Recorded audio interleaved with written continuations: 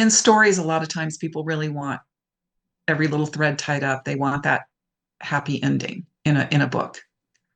A lot of my books don't have what aren't tied up in that perfect bow of happy endings. A lot of my stories don't end like that. But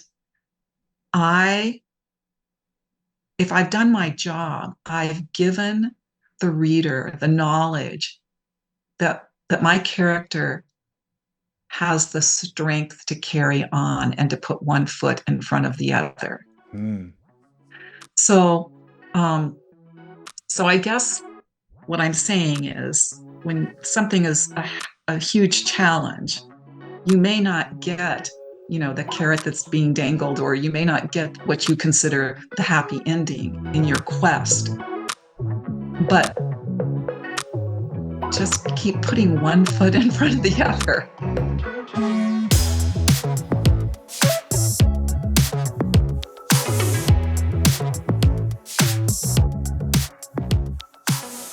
Yeah, that's awesome. Thank you. Hey, Pam, how are you? I'm great. That's Great. awesome. Nice to see you. Yeah, we met in Nebraska, of all places. Like, that's where everybody goes to meet, at a book festival. And I was kind of like the rookie author out there, not really sure how those things work, and just kind of like feeling very, if I'm being honest, like a little imposter syndrome for me. Even though I had at the time, I think I had 13 books out or something like that, but it was just like, I was like, oh my God, like do I belong here? And so yeah, it's awesome to have you here, and I can't wait to dive into a conversation with you.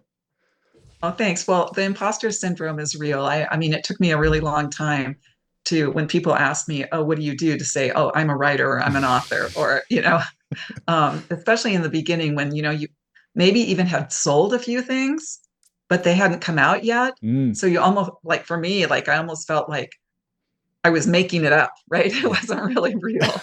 That's awesome. Yeah, I can definitely relate to that, because it was like everybody thinks that all you do is when you write a book, it just magically shows up, and you're like, oh no, it's a long, long, long time and many, many Yeah, I edits. would love it if it magically showed Right? up. Because you're like, I've been writing this thing forever, and now I got to wait even longer for it to come out. Yeah, it is. That's the thing that people don't understand, how much, like, when you go into self-publishing, I think people take it for granted because they think that it's so easy. You just hit publish and it's there. And I reality is, know. traditional, it is like, almost like Yeah. it's like retail. It's like you're working like almost like 2 years out or a year and a half out. And you're like, Oh, yeah, so far out. yeah. And these days, the publishing production schedules are very pushed so far out too. Yes. So even when you finish a book, back in the day, I would finish the book in, say, September, and it would come out the following September. But now it's even farther out. Yeah. It's like a year and a half out for production. So yeah, it's a very slow industry. That's wild. Well, Pam, Yeah. I want to like define to you, start out with a tough question out of the get go for this. And the best way to do it is to really kind of tell you how we define hope on this podcast, and how I define hope in my everyday life. Is I define hope as an impact point. So a starting point, an ignition switch almost, to get people to achieve or try to achieve something that maybe others might think is impossible. And then the second part is that it also is the way back. When you start, ultimately you might fail or something will go wrong, and you need a way back to that starting point. A lot of times people Mhm. say that I'm failing, but really what you're doing is just started a new path, right? And this is the next beginning. And so having an idea of what that definition is, if you could go back at any point in your life and give young Pam hope, what would that look like, and what might you say?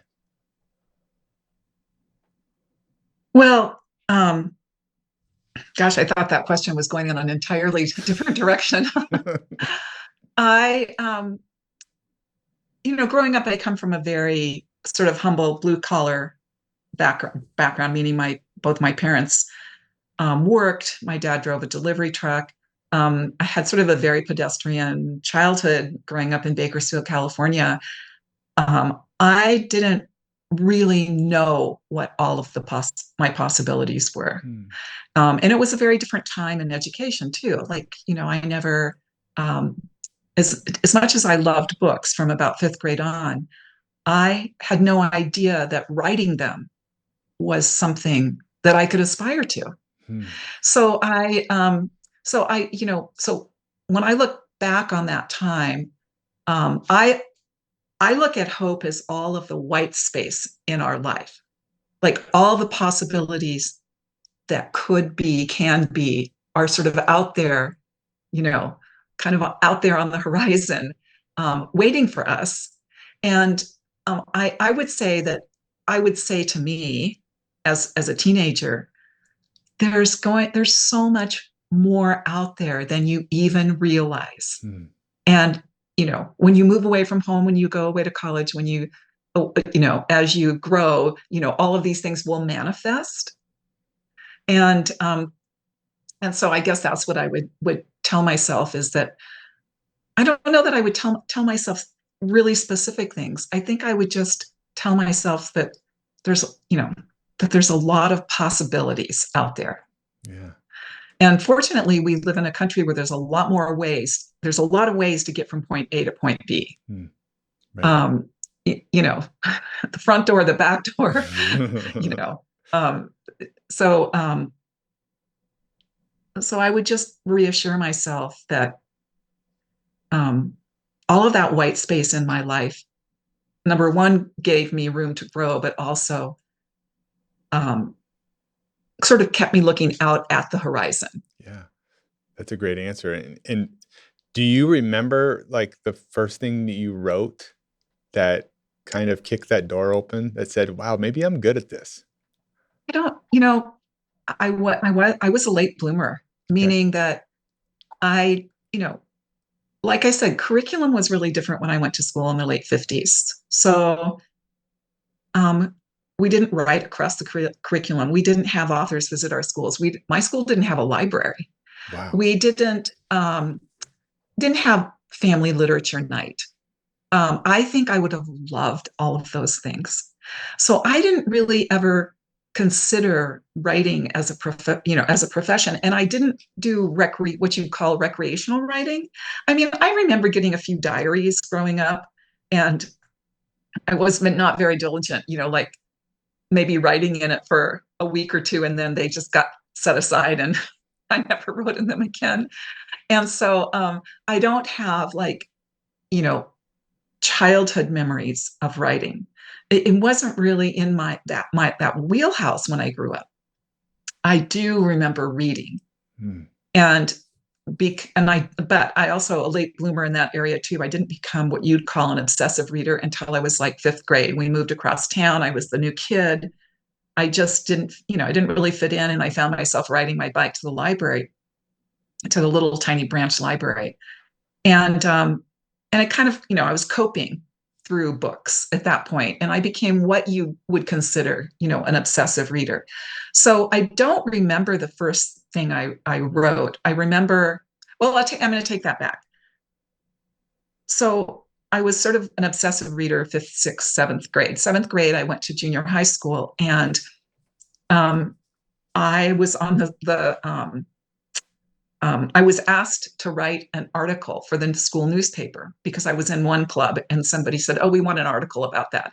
And my English teacher said, "Is there anybody in here that belongs to that club?" And I raised my hand, and she encouraged me to write an article about what it was like to be in that club. And I did. And then I saw my article that I wrote in the school newspaper. And I saw my name in print.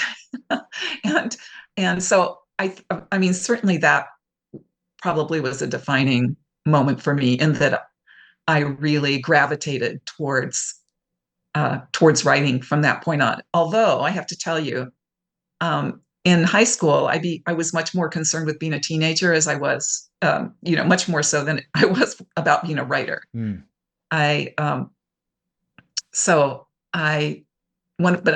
I always knew from high school, I knew that I wanted to have a profession that had to do with books. That honestly, I never considered writing them. I thought I would work in a bookstore. I would work in a library.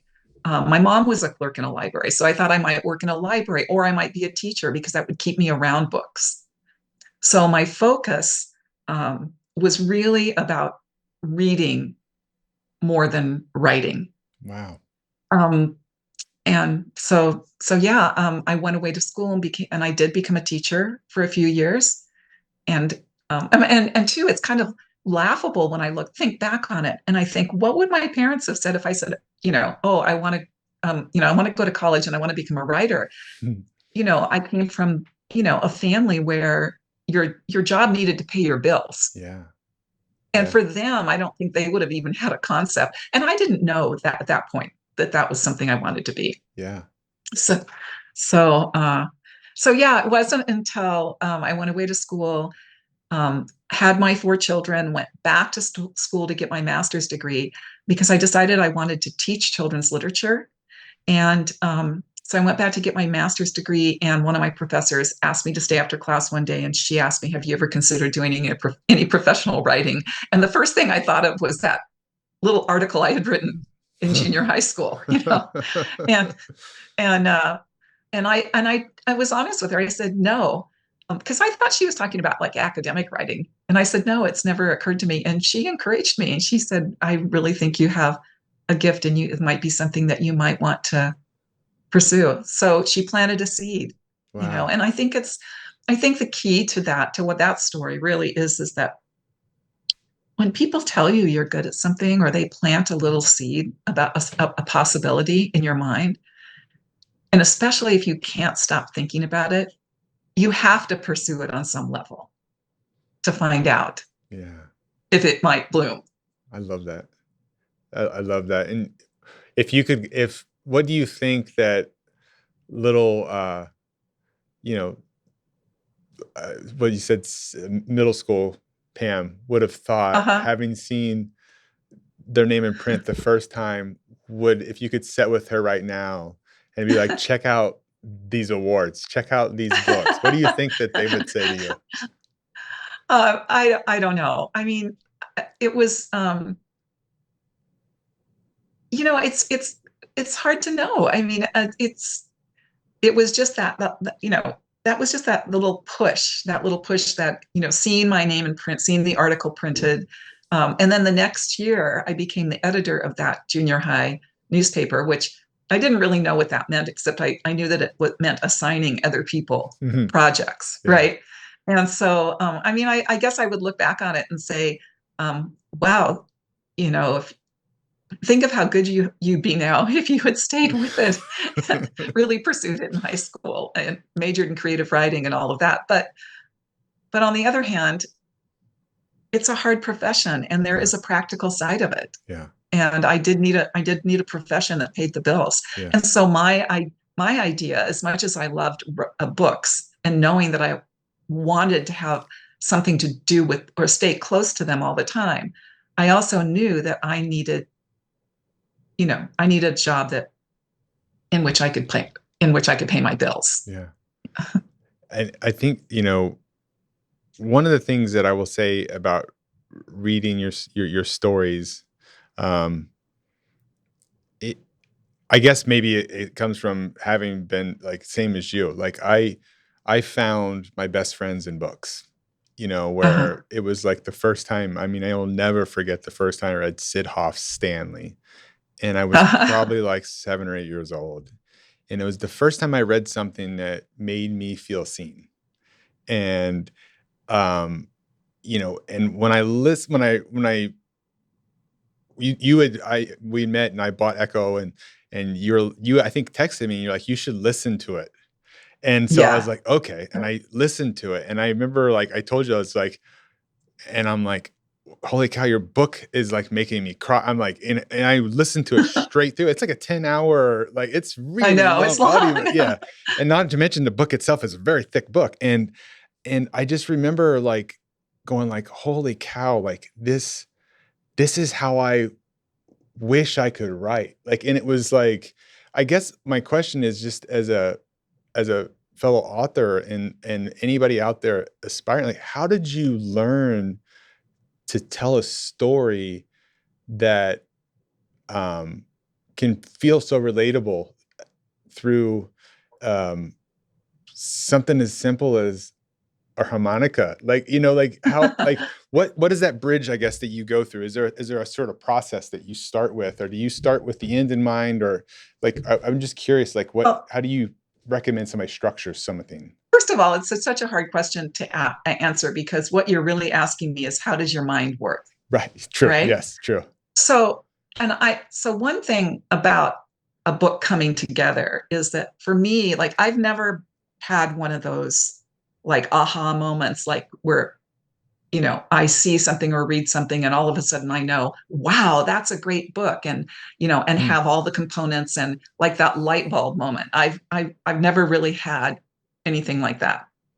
For me, it's always been, the idea for a book is like a confluence of rivers.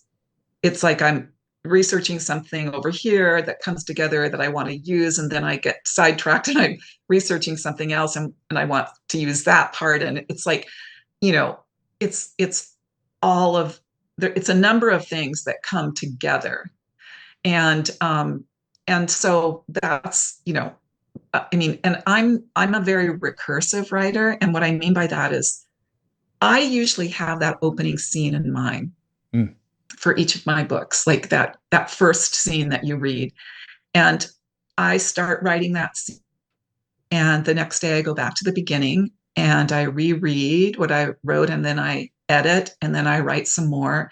The next day I go back to the beginning and I read and I edit and I write some more, and I inch it forward, and go back to the beginning. And, I will go back to the beginning almost every day for not the whole duration of the book. Certainly there comes a point, especially if I'm working in a book in sections, that I only go back maybe 4 or 5 chapters, but I'm always going back to the beginning and reading and trying to thread, all those themes.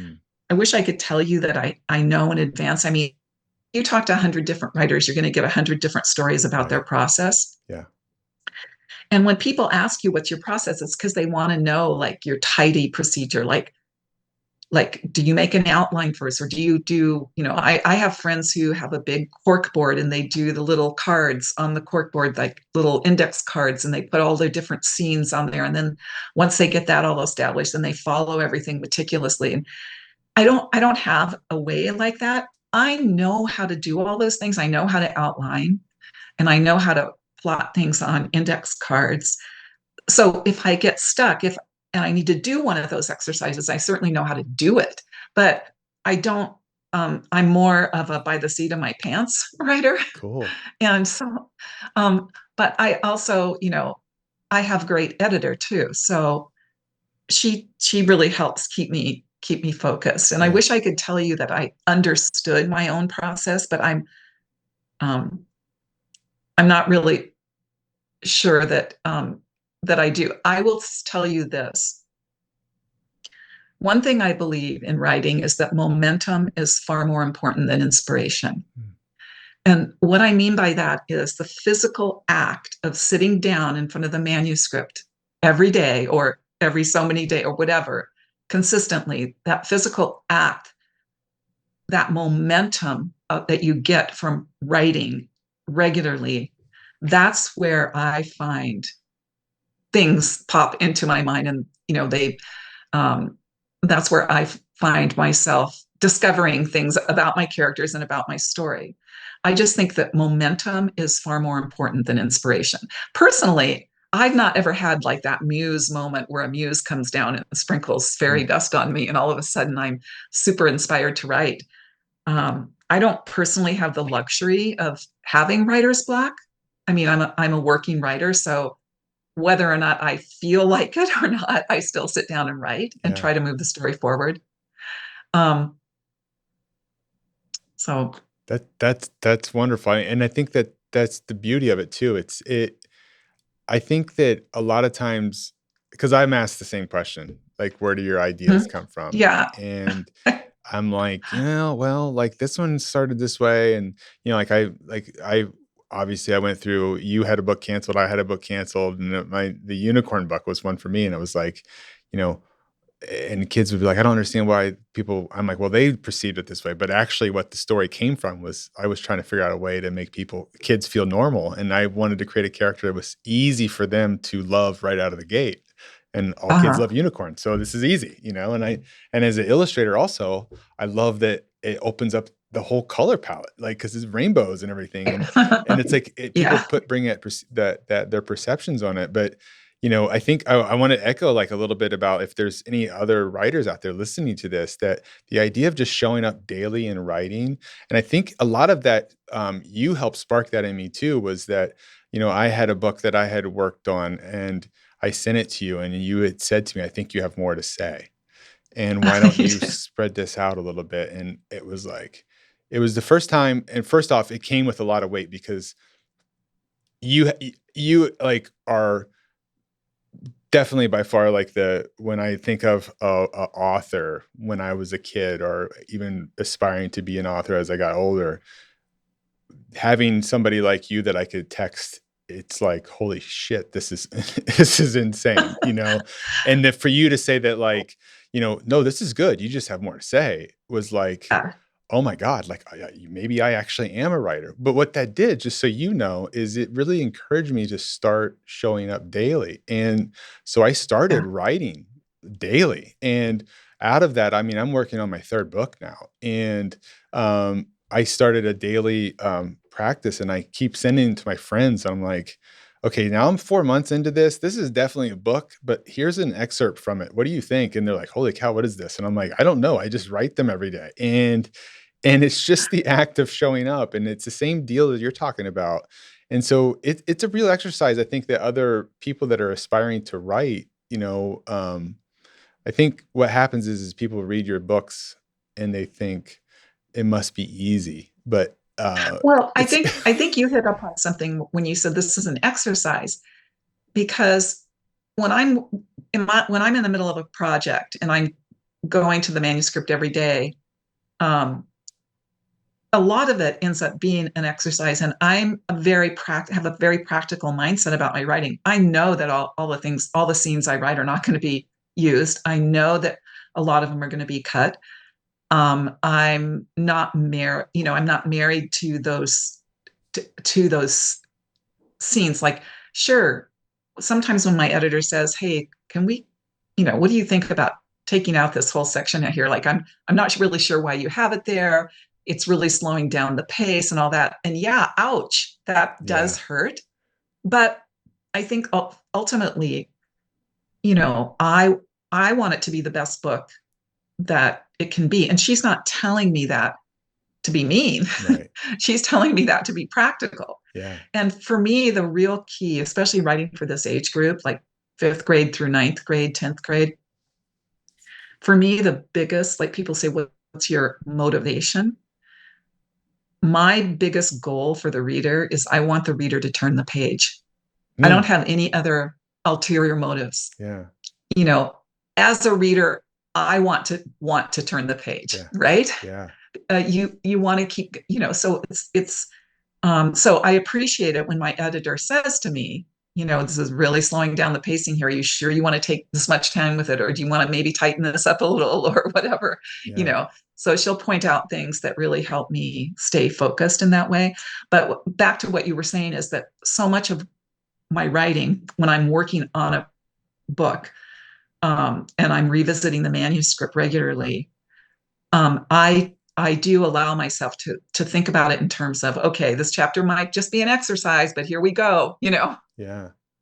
That's amazing. And So when you're writing, like, how, you mentioned the whole editing process of it. And I think a lot of times people don't understand, uh, at least what I hear, everybody's like, I have the book written. And I'm like, well, it's probably not good. And they take that as hard criticism. And it's like, how many have you written? They're like, well, one. And I'm like, huh, okay, like, keep writing. And I'm curious just myself, with something like Echo, like, uh-huh. how long did it take, and how many edits would you recommend, like, uh, reckon when you you know went what's through? in Yeah, well, what's interesting is that nowadays, because of the computer, I don't print every draft, right? Oh, yeah, I didn't even think about that. So, back in the day, when I first started 25, 27 years ago, I used to print a lot of drafts. Like, Wow. I would print them all the time. But now I rarely print a draft because I'm working on the computer and I'm in track changes with my editor and stuff. So that's really interesting, but that we don't print, so many drafts anymore. But my back to Echo. So Echo was particularly cumbersome because of the historical research. Mm-hmm. So the book took from the time my previous book was published until this one came out was 6 years. Wow. But that was also production time built in, and we did. My editor and I worked on it in sections. So Friedrich section and the middle section and Ivy Maria's section, and so we did it in 3 different sections, and we would work.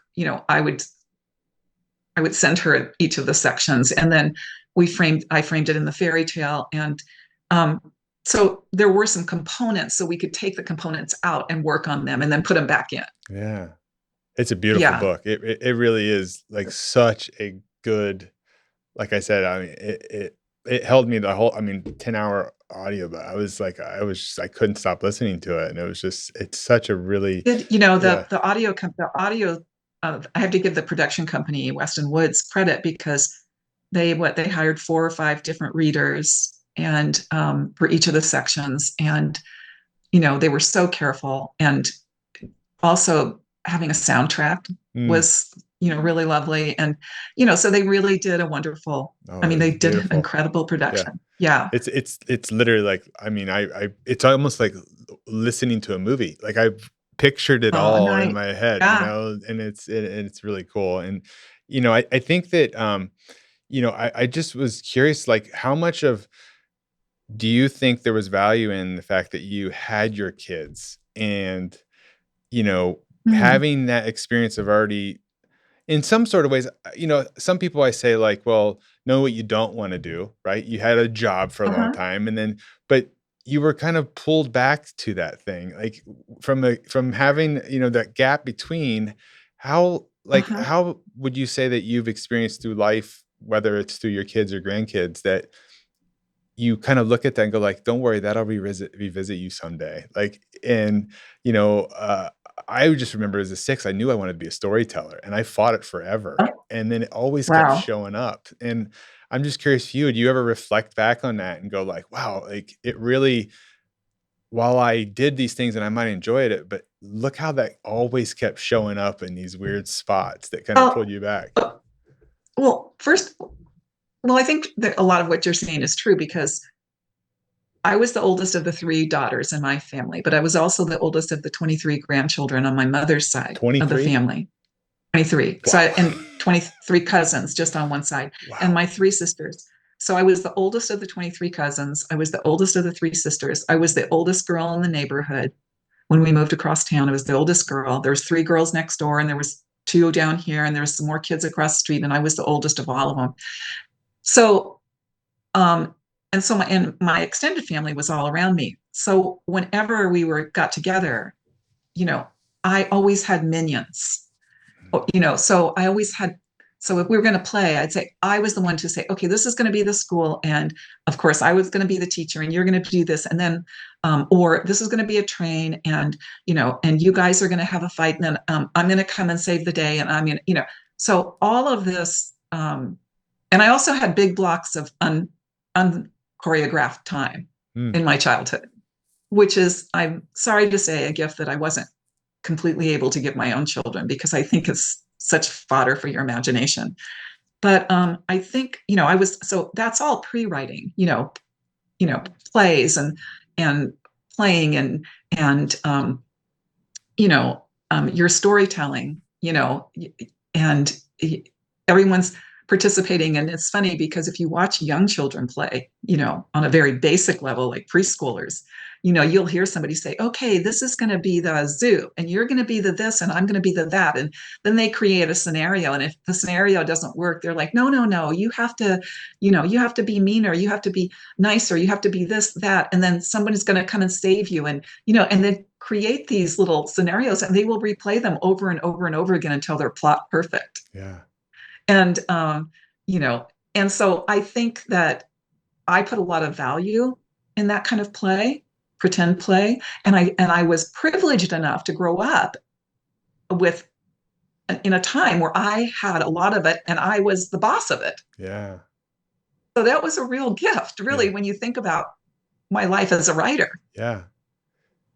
Did you pass any of that stuff down as a parent? Like, do you like have, you had mentioned before that you have your grandchildren, you have to pick up a granddaughter here in a bit, but like, are you now telling those stories? Are you playing a storytelling role in their world, like to help them? Or do you kind of like, not really. Yeah. Well, not really, because, well, first of all, they're in a whole different,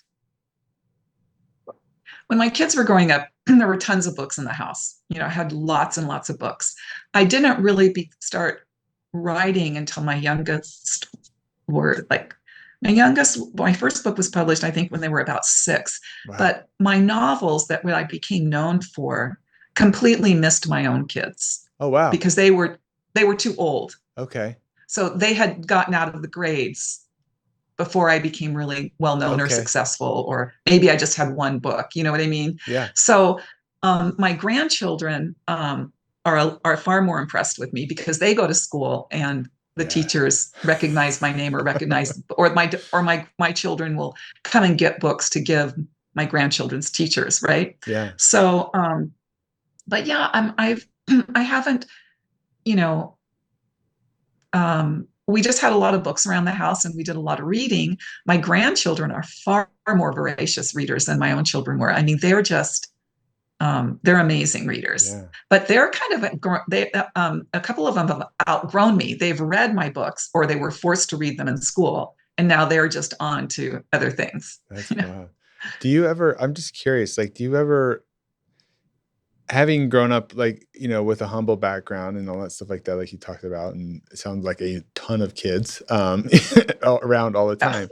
Do you ever like I see behind you, your bookshelf and stuff like that. Do you ever take a moment to sit back and just shock yourself of what you've done?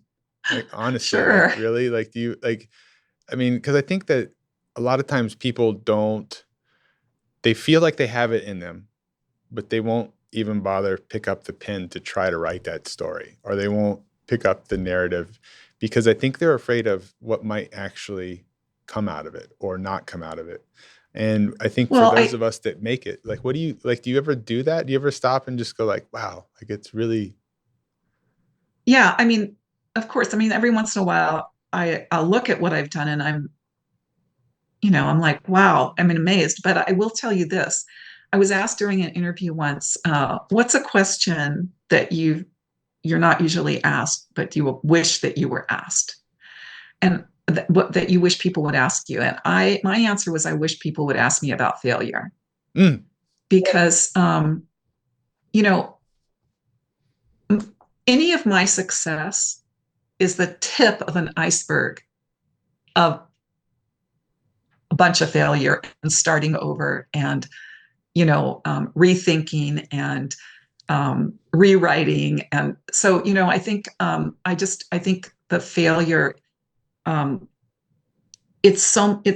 try to look at it more as a challenge. I mean, when I first started out, I got rejected. This was back before you did it online. You sent in real manuscripts to publishers and you had to get their names from the writer's market. And I used to get these little cards in the mail, and I wish I'd kept or counted how many, but probably hundreds of rejections in the early days until I finally got a literary agent. But what I'm saying is that you can get discouraged very easily. It's like everything, really. You can get discouraged very easily. Yeah. And I think what it boils down to sometimes, and I'm not quite sure, is how much do you love it? Yeah. Right? Yeah. Like, Yeah. I wonder, what is it that makes some people go on and some people go, I don't know, this isn't for me. Right. And do you think that is that what the fuel comes down to? What makes you show up every day is just because you love it, or is it because of a habit now? Well, I think it's a little bit of because I love it. I also think I have the right temperament for it. Mm, I mean, I can go weeks on end with sitting down every morning and working on my manuscript. And and I think you do have to have a certain temperament to do that, right? yeah. And I think too because it became redeeming. Yeah. I loved it. I kept at it, and then it became redeeming. Right. People started saying, I love this, or a publisher said, oh, yes, we want to publish this, or then you get an award for something. And Mhm. then once it becomes redeeming, it's like a drug. Yeah. Yeah. Yeah. I just want to echo that back for people that are listening. It is this thing of, I think that everybody looks at a success and they think that it was the first thing you did. And I think that people, what Pam said there, and you really got to hear it, is that you just keep showing up. Then the rewards come. It's not, it doesn't, it's manifesting by the fact that you're willing to show up every day and hold in your mind what that vision may be and being flexible enough. Yeah. Yeah. And I think that whole thing about failure, it's interesting what people consider failure. Like a lot of people consider something being a failure because it's hard. But this work is hard. Yeah. Or they consider being a failure, well, I haven't been able to get anything published. And then I'm like, well, have you joined, the Society of Children's Book Writers? Have you gotten into a writing group? Have you done this and this and this and this? Like try to give them avenues to take. But a lot of times people equate failure with difficulty. Mm. That is difficult. Yeah. And I'm very practical about my job. It is work, and it's work that I really love. Not, I mean, I have kids ask me all the time, "Well, do you ever get up and you just don't want to do it?" I'm like, "Of course, of course." Yeah. Yeah, absolutely. Yeah. Well, I want to like wrap up with like a question to start, like as we start winding down, because I really want to be respectful of your time. In the process of failing, I think you nailed it so awesome, and I love that people ask that you want that question asked, because I think that's a lot of times what um, people that have gone through like what I go through with like the health stuff and what I went through with writing, and it's like you. I think I'm trying to think the best way to say this. So what I always kind of equated to was I leaned on what my strengths were to Mm-hmm. get through the failing. And if you Mm-hmm. were to like give somebody some sort of advice, having been through, like you said, an iceberg of failures, like what is it that needs to happen in order for you to accept that failing is okay and that getting back up doesn't mean that you're wrong? It just means that you maybe have like a wrong direction, or that there's more to play, I guess, than just your own mind. Uh-huh. How would you frame that up into some sort of statement for somebody that is out there maybe going like, God, I want to get the first one done, or I want to get that Well, first page. I'm going to equate that to happy endings Okay. because in stories, a lot of times people really want every little thread tied up. They want that happy ending in a book. A lot of my books don't have what aren't tied up in that perfect bow of happy endings. A lot of my stories don't end like that. But if I've done my job, I've given the reader the knowledge that my character has the strength to carry on and to put one foot in front of the other. Hmm. So, so I guess what I'm saying is when something is a huge challenge, you may not get, the carrot that's being dangled, or you may not get what you consider the happy ending in your quest. But just keep putting one foot in front of the other. I mean, and I'm not sure I'm saying that right, and certainly not in a quotable way, but I guess what I mean by it is that, you know, what's the alternative? I guess you just keep putting one foot in front of the other towards the direction will bring you as close to a happy ending as you can have. I don't look at a book that I don't look at not having a happy ending as a failure. I look at it as somebody with the strength to carry on. If somebody has the strength to carry on, that in itself is a happy ending. Yeah. I think that's a wonderful answer.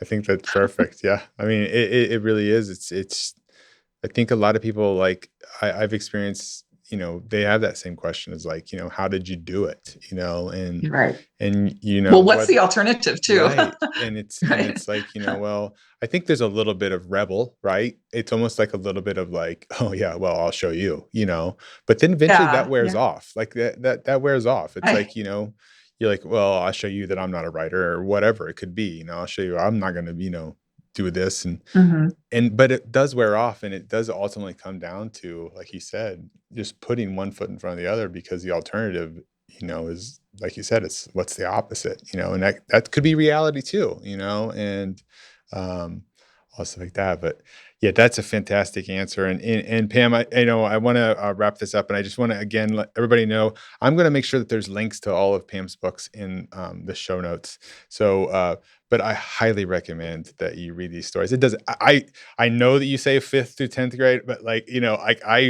I am 47 and I read it, and I was in tears when I was like listening to it, and it was just like, oh my. And I think I honestly have listened to Echo, I think 4 times now. Oh my gosh. Well, it did kind of cross over into I have had adult book clubs read the book. So, and I've had that with some of my other books as well. So they're not always just, once you hit that high school age, you're basically in the adult realm. So. Yeah, true. Right. Yeah. But it is always like a pleasure to like just read through your stuff and the details and the little things and the sounds. And like you said, you just really, the attention to details that are on your books, I really, as not just, a friend, but as just a fan, like I really appreciate that stuff. And it's really cool. And I really appreciate your time. And, everybody listening, I just want to encourage you to, go out and listen to these stories and understand that you're the author of your story of your life. You can really kind of create a life that can look back at, that somebody else will look at and go like, how did you do it? And I think a lot of times for some of us, we feel lost and invisible, and we're looking for somebody to see us. And something as simple as a book could be something like that. That could be that saving grace for you, and become that life rope that you're looking for to kind of pull you up. And certainly, it's great storytellers like Pam that could help us. And as weird as that sounds, that a book can save a life, I truly believe it does. I know for me as a lonely kid, I found best friends in books that got me through some of the roughest stuff. So, but please make sure that you're sharing this podcast with other people. There's lots of people out there that need to hear these types of things. Maybe you're an aspiring author, or maybe just somebody that's kind of like struggling in life, to see that you can create stuff that is just amazing. And we're all great storytellers. So I just really appreciate that. And, it's wonderful to be here. And one of the greatest, one of the funnest things about my job is that occasionally I do get out of my cave here and I get to go to conferences and I get to meet people like you. Oh, I appreciate that. Thank you. Yeah. Yeah. Well, I'm wonderful. I'm super happy to call you a friend. And as you know, if you ever need anything, just let me know. I appreciate you. And the book that you helped me, it comes out. I need to send you what an actual final copy looks like. It'll be out. I think we're pushing it a little bit because I have some speaking engagements coming up that we're kind of saving it for. But it turned out really great. And I really, I can't tell you how much I appreciate that nudge, because you kind of lit a spark of hope in me that really encouraged me to write what I want to write. And I tell my wife all the time, I'm like, I feel like this is what I've always been meant to write like. And Oh, I'm so glad. yeah, so I appreciate that. Thank you so much. You really you have a solid piece of my heart for a long time. Thanks. That's so nice. You made my day. Yeah. Well, thank you so much. Enjoy your you're- time with your granddaughter, and Thank you. yeah, I appreciate your time. And guys, again, this is Beyond Hope Project. Share this. Let everybody know what's going on. Go out, pick up Pam's books, and read their books, and share them, and just get sucked into the magic of them, because it's awesome. So, thank you so much. Have a wonderful day, and we hope this really helped you. Power up.